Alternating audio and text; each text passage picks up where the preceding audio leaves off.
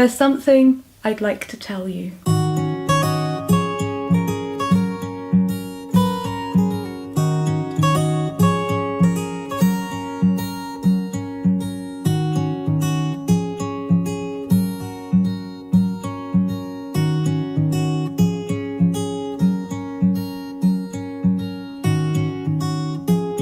If we're talking about the label, when did I know about the label? I've been using the label since I was 19 years old. But if we're talking about using it without the label, I think all of it started when I was around 11 years old.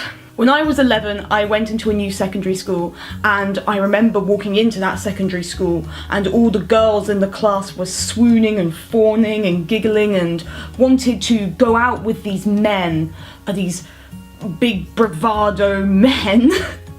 And I remember looking at them and I was in that headspace of, I don't want to go out with these men. Boys smell, ew, they're disgusting, I don't want to be anywhere near them. I'm just gonna get on and do my work and just do the stuff that I want to do, and that's what I did. And when I looked at boys at that age, and I still do this now, it wasn't a case of, oh my god, they're so lovely, and oh my god, they're so hot, and so, and I want to take them home and want them to be my boyfriend, It was more of a case of, oh my gosh, that guy is so cool, oh my god. But that doesn't mean that it didn't come with its own problems. When I was 14, I remember feeling the societal pressure within the school community and within outer society to be in a relationship, to get with a guy, and I just didn't want to be with them. And that's when I started dieting and having eating disorders, and because, well, a part of it was that. A part of it was because I wanted to feel this pressure to be with a guy. And another instance I remember where I look back now using the label and going, was I sort of veering towards asexuality, demisexuality at this point? I was walking with a friend up to college from her house, and she was talking to me about her sexual encounters. Now, I've always noticed with myself that when I think about sex and when I think about me doing it, it repulses me. It repulses me quite a lot. But hearing other people talking about it, I'm okay with that. I'm cool. I'm curious as to what they want to do, but I don't really want to do it myself, and I'm not a big fan of sex at all. And even through this time, I remember when girls would talk about, things that they'd done with men, I was ticking off all the sexual acts that I didn't want to do with a guy, and it turns out I didn't want to do any of the main three that we kind of think of. And she was talking to me about her sexual encounters with her most recent boyfriend, because that's what girls do, I think, when they do. I don't know, I could be wrong. Is it just my friends who want to come to me and talk about sex? And I remember sort of thinking in my head like, oh, I don't want to do that. Oh, it just feels a bit wrong. And so I tried to sort of talk to her about how I felt about sex and how, maybe, when I feel comfortable, when I feel ready, maybe we will do it with the guy, but I don't really feel it. And she sort of went, oh, okay, that's okay, but Eleanor, remember, don't keep the guy waiting.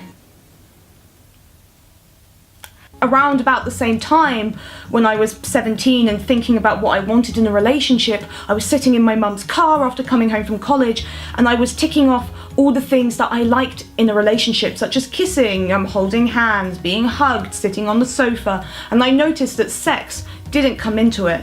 Sex wasn't there. Sex wasn't prevalent. I am saying sex quite a lot, and it made me confused. It wasn't until I was 19 and starting my second year of university, and when I was reading some books on Amazon, as you do, and Alex Bertie's transformation book came up, and there was a glossary in that, and the term asexuality was then first introduced to me.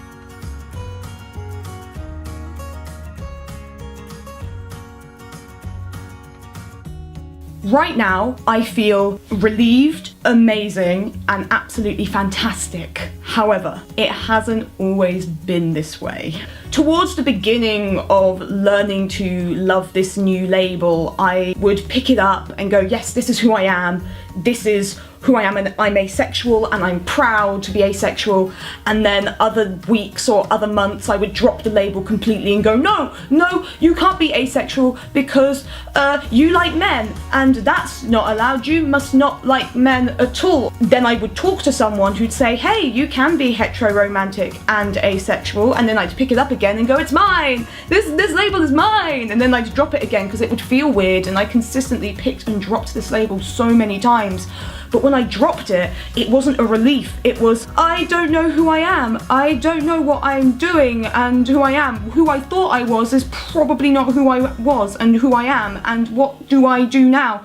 And so it was really anxiety-inducing picking the label, and also really anxiety-inducing dropping the label at the same time. So I was in a bit of a limbo. And it was suddenly really difficult because I had to suddenly relearn everything about myself, from realizing that my sexuality and my romance are very different, they're in very different boxes, and finding out what I liked romantically and what I was romantically and aesthetically attracted to, and then what I was attracted to sexually, and did I feel anything sexually, and turns out I don't. I had a lot of internalized phobia of myself and who I was, and I thought I was weird, and I thought I was a freak, and I thought, what am I doing? I must love sex, I have to love sex. And it even got to a point where when I came home to London after Easter, I'd tried to, in a sort of way, perhaps convert myself back to heterosexuality because it was easier. But it got to a point where I was so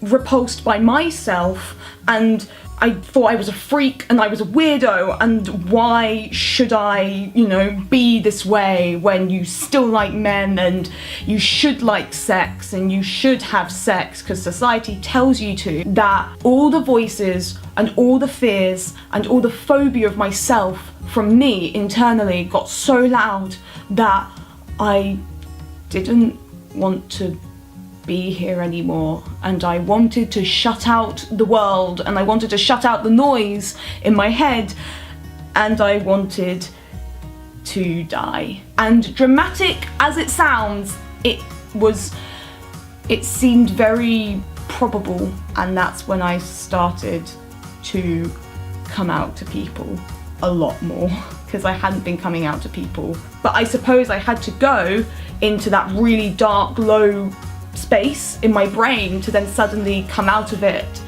as a more confident, accepting of myself person.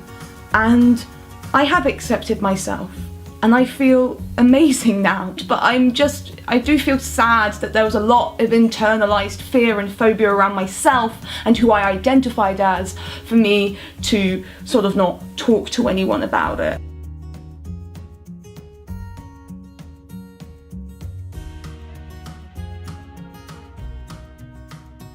There were a lot of fears that I had that stopped me from coming out to people, and I have a very long list. Number one, I've only learnt about the label when I was 19 years old.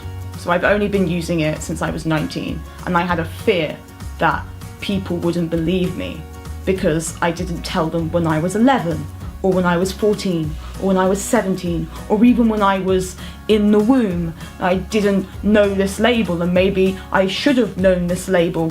But a part of me goes, I wasn't actively seeking for this label, and it wasn't readily available to me, and I didn't know anyone else who was asexual when I was a child growing up, because living in a rural, isolated community, you find it very difficult to find people who are like you in their identity.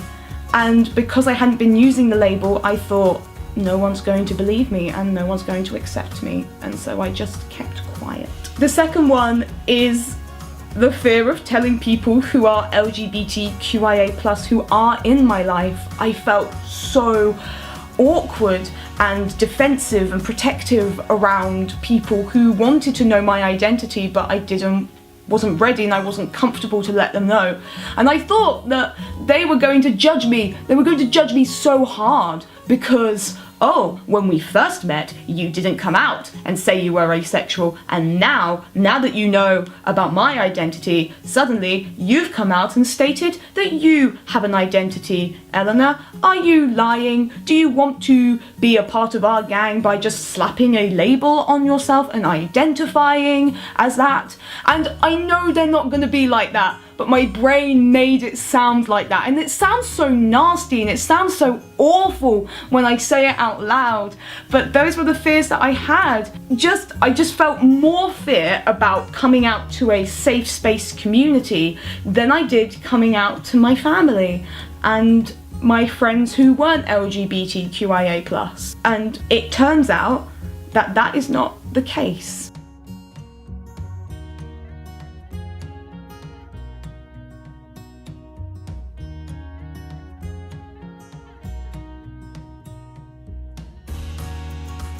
Oh, this is a fun question. Oh, where do I begin? I wish that I hadn't been so protective and defensive against myself and my identity. I think because I'd read a lot about ace erasure, gatekeeping from Pride and gatekeeping away from aces, that honest to goodness, I thought, oh, I'm asexual, I've accepted myself, and I'm gonna get really defensive and overprotective about myself when I tell you about my identity, so you can't hurt me because I'm fierce and I'm fiery and I know who I am, and our feelings don't matter in this situation. And I really wish that I hadn't done that. When I'd come out to my mum and also my flatmate Natalie, I wish I'd allowed them time to ask questions. I came out too early, I think.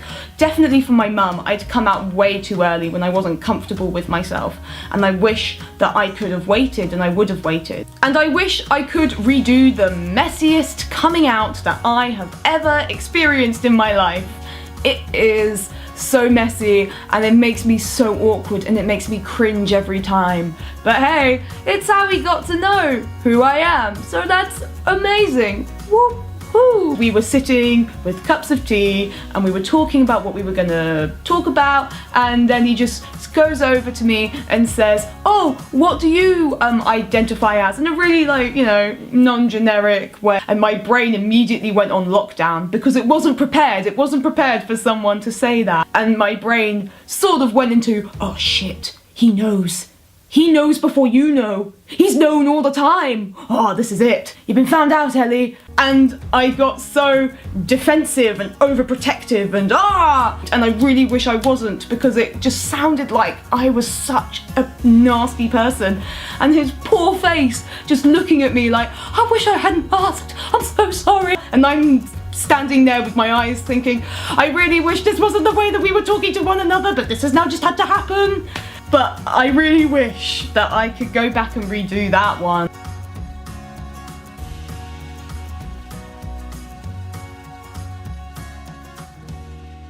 Oh hell yeah, of course I'm happy. We've got Rick Astley. What more do we need? But all jokes aside, if you asked me this 8 months ago, I would have been at 50% happiness. I would have also have been at 50% Ellie.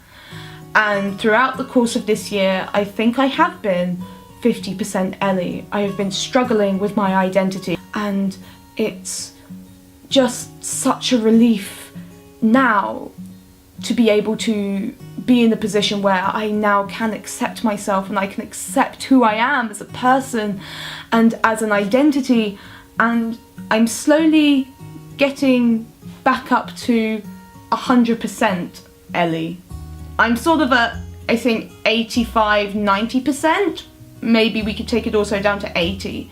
But I'm not 50% anymore, and I don't feel inadequate, and I don't feel ashamed. So, my name is Eleanor, but you know me as Ellie on the internet. I'm 20 years old, and I identify as a hetero-romantic asexual. And there is nothing wrong with me. And I will see you in the next video. Goodbye.